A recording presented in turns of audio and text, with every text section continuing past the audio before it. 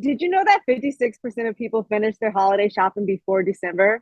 My name's Kristina, and I'm here with Festively. I'm a director of content marketing. I'm here to show you the top 3 things you need to do to get ready for the holidays.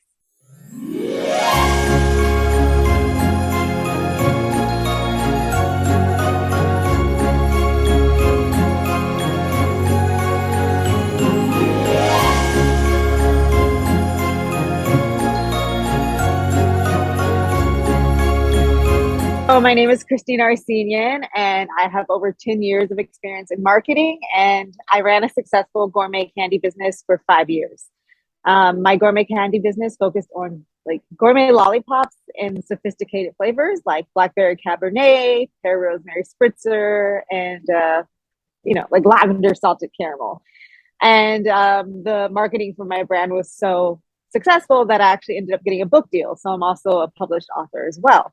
And so I definitely understand, people who have small businesses, or even like I did a lot of gourmet candies for events and weddings, Victoria's Secret, Essie nail polish. So it was a really good time.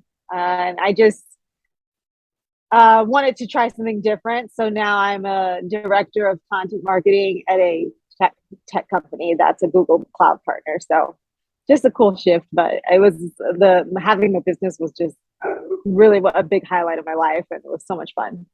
So my career path is actually really all over the place, and so I recently won the Women in Content Marketing Awards award for the Pivot Award, meaning a woman who's successfully pivoted in her career.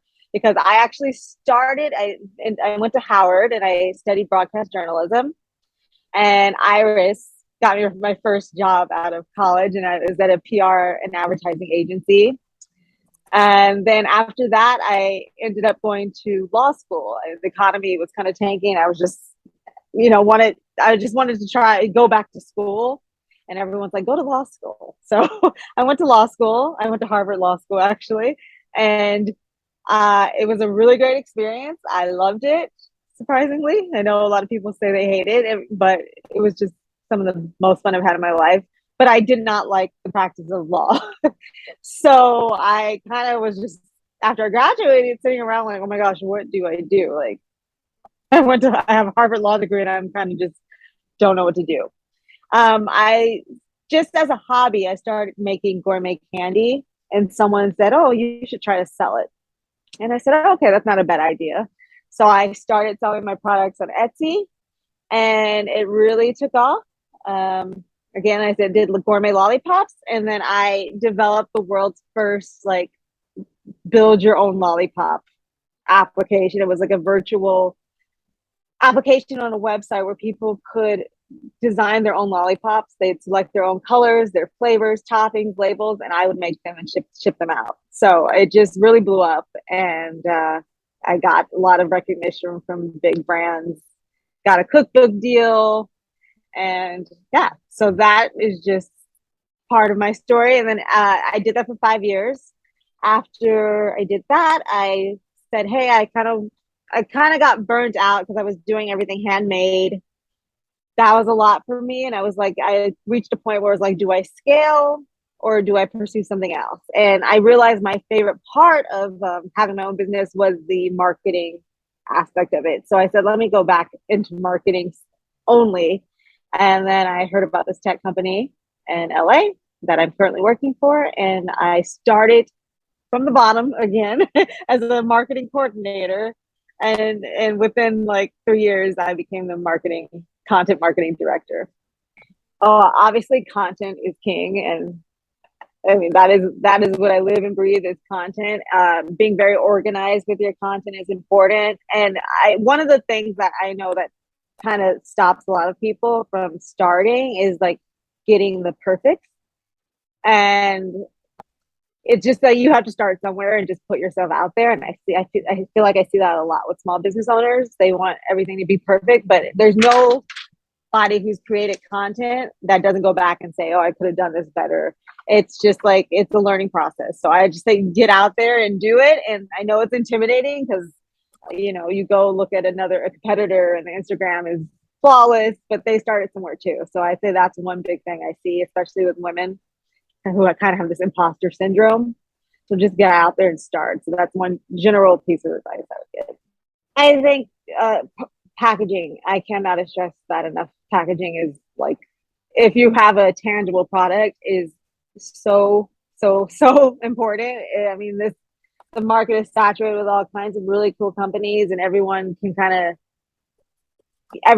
really exposed on social media, Instagram, and so you want to be able to compete with your competitors. So I think packaging is everything, and you want Instagram worthy packaging. You want people to share your product on social media. You want people to be attracted to your product. So I think that I really am always like, packaging is so important. Even if you're not even if you're not selling something tangible, let's say you have an event business, package up your offerings, in a gorgeous kit, some fine stationery, ribbon, a custom seal, get creative. So I think you really want to stand out, I think is really important in the saturated market. And yeah, definitely invest there. I think that is where you want to splurge for your business. Let's go back to the packaging thing. You want a memorable unboxing experience. And so the holiday, you can do, like, let's say you don't necessarily do something really special all year. I think you should. But let's say you're just starting out, like Christmas, Hanukkah, Kwanzaa, whatever you celebrate, is a good time to really get creative with your holiday unboxing experience. You want someone to get your package and post it on social media and open it and say, "Oh my gosh, look at this." So that's one thing. Another thing, offer seasonal promotions. I mean, in this economy, people are looking for deals and special offers. So you're probably going to want to do something for Black Friday. You probably want to cross sell or bundle your products with a special promotion. So back when I had my gourmet candy business, I would do a set for the holidays that had a variety of different flavors, and I would charge more for that, just because people get to try different flavors, and it didn't cost me more, but they were willing to spend more. You can offer a really big deal, actually, I would say free shipping, or offer free shipping when they spend over a certain amount. I mean, we all know we've gone and built a cart on a website, and then we see that the shipping's not free, so we abandon it. So I would just, bundle that pricing into your product. I mean, I think consumers have come to expect that now. So I think if you can do that, try to do that. And yeah, people are just more willing to try a new vendor when they're getting a deal. So seasonal promotions are, I think, key. Also, I would say this is really important. Collect and look at your business data. If you're using social media platforms, they are offering a lot of metrics for you. So definitely look into those metrics. Hone in on your target audience, understand which of your posts are performing the best, and definitely utilize that to your advantage. So if you have a certain post that's doing really well, reheat that, keep using it, use that imagery elsewhere. So hone in on your target audience. If you see women over 35 are the ones liking your content, then that's who you want to try to target your ads toward.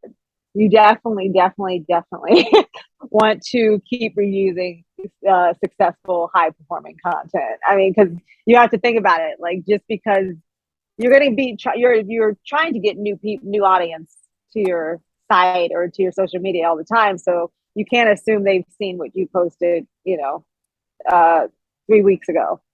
So you want to reheat, definitely. I think, especially if it's high performing, maybe it depends on the platform too, how often you're reheating content, but it should all be part of your strategy. But during the holidays, this is a time where it's kind of appropriate to be reheating and using the same imagery. And I think you should probably look at this imagery and say, hey, what do you think is working well? And try to mimic that imagery in other ways, if that makes sense. The main thing is starting too late. 56% of people finish their holiday shopping before December. So you need to start 3 to 4 months ahead of time, and you need to have a solid marketing plan in place by early to mid-October. You cannot start too late. So I think I can't emphasize that enough. Also, again, I would say and related to that, don't let a case of the perfect stop you from getting your content up. And, just get it out there and you will revise and grow as you go. Just just starting is the thing to do. So it really depends on your business, but generally you're going to be using multiple channels. Um, I think for event businesses and custom gift businesses, Instagram is particularly great to establish visual branding. YouTube and TikTok are really great for informational content like how to's and frequently asked questions. So I think it really just depends. It's more so, almost like you should be using all platforms, but using them differently depending on what the goal is. Yeah, if your audience is older, I would say Facebook is probably a good place. TikTok probably isn't, Snapchat probably isn't. So yeah, I think Facebook, yeah, you have to look at the demographics of your audience, and that is going to help you gauge where you should be promoting. In person's great. I know, like, depending on what you're selling, there's a lot of great festivals, especially during the holidays. They have a lot of great things like that. So in person's really good if you can get involved in something like that. I like to think of, like, In-N-Out and McDonald's are both successful burger companies, but they have a very different business model. In-N-Out's very streamlined with what they offer, and McDonald's offers a lot more. And McDonald's has things come back seasonally, so they have like the Shamrock Shake, which is really popular during March. So it really depends on your business, but either way, you can be successful. I know when I had my candy business, I was originally selling a variety of different candies, and then I looked at the data and I saw that my lollipops were performing the best. So I stopped selling the other things, and that served me really well. I became known as like the lollipop queen, and I got my book deal. And part of the great thing about being able to streamline is you have more predictability with like shipping costs and packaging. And so that really helped, and it freed up time to really focus on being creative with my lollipops. But it really depends. I think that's kind of going to be a case by case basis, and definitely something you should look at. Maybe for promotions, like if you're doing a certain promotion, you focus on a particular item that you're selling, I would say. Building your organic strategy, that's gonna be a long-term goal.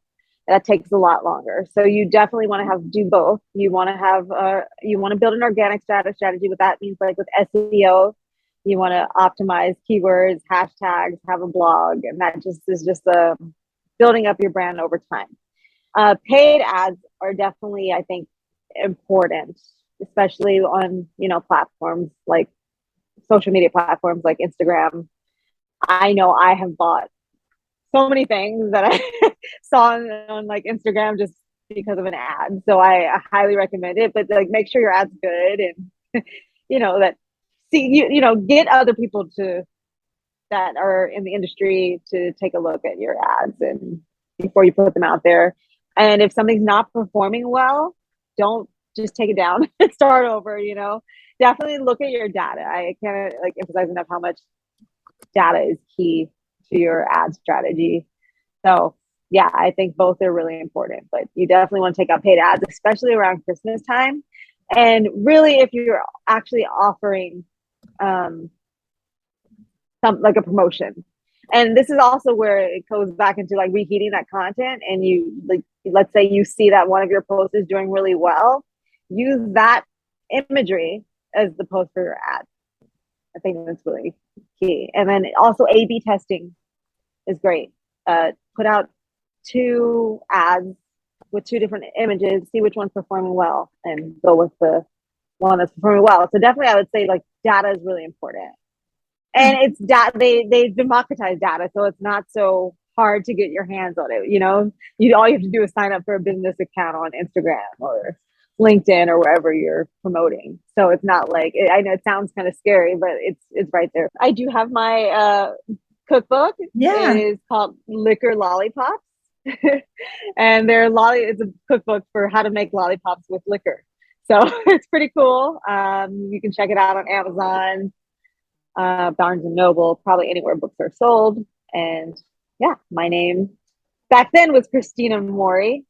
Now it's Kristina Arsenian. I've been married since and have a 4-month old. But yeah, check out my book.